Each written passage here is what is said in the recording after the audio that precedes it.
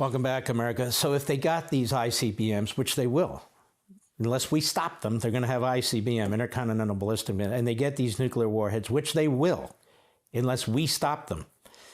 They'll be able to hit the United States at some point, but they'll also be able to blackmail us, create economic havoc, cut off certain navigable waters, make threats. And what do we do then? Now they have nuclear weapons. What do we do then as a practical matter?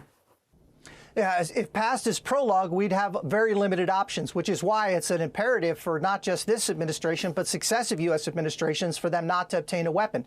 They would functionally operate under a nuclear umbrella, meaning the consequences of taking any action against regional terrorism, disruption to trade, as you point out, which is our vital national security interest, and the heartbeat of the global economy, whether we like it or not, all of that would be thrown into the hazard. And to your point, in terms of development of a nuclear-armed ICBM capable of reaching the United States, most estimates say they're 12 months out, but our ability to guess, of course, is been an imperfect track record, to say the least. We've never been able to successfully anticipate a partner, ally, or adversary developing a nuclear weapon. Our track record is 100%, and it's a failure. And so we should be extremely cautious about estimates, but the risk is real. I would say, too, that they only back down when confronted with force. The myth of a regional war as a result of it is just that.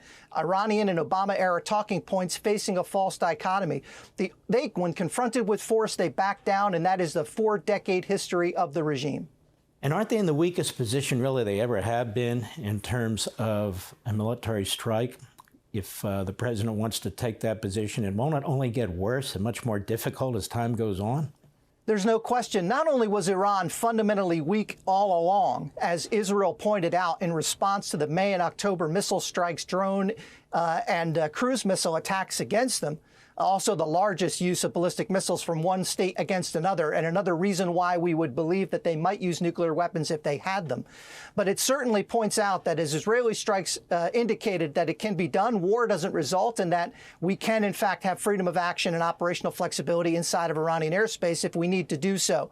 They are a patient that has been anesthetized. Operations can commence at much lower risk as a result of it.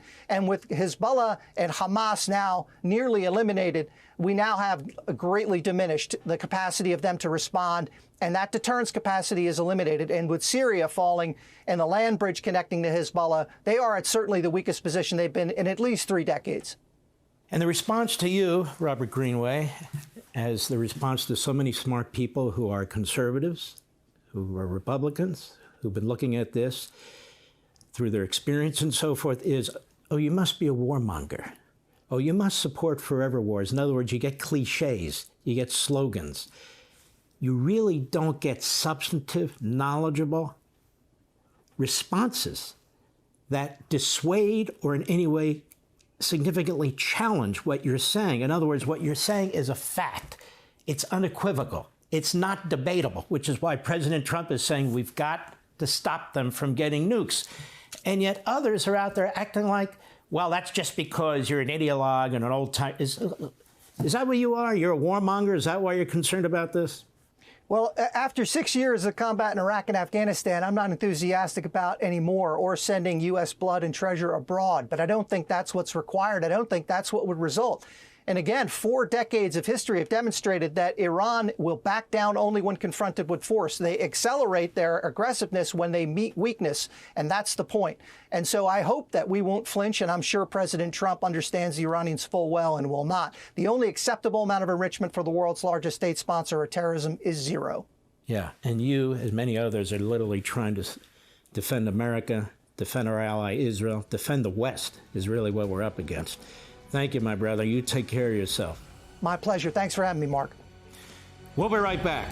Hey, Sean Hannity here. Hey, click here to subscribe to Fox News YouTube page and catch our hottest interviews and most compelling analysis. You will not get it anywhere else.